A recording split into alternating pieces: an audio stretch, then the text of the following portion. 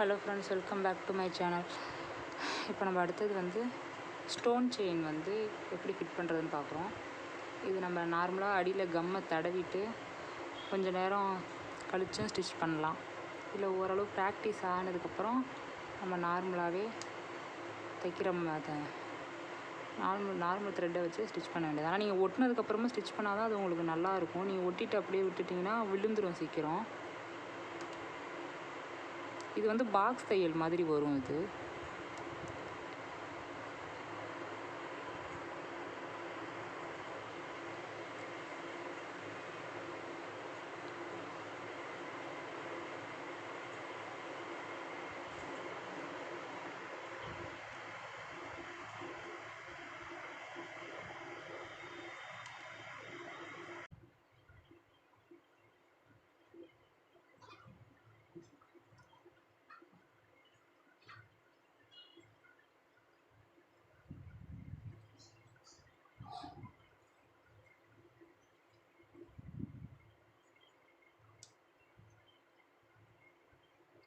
நம்ம இப்போ இதுக்கு எண்டு தையல் போட போகிறோம்.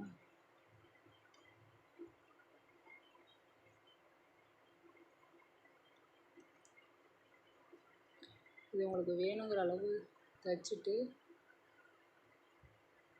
நீங்கள் இப்படி எடுத்தீங்கன்னா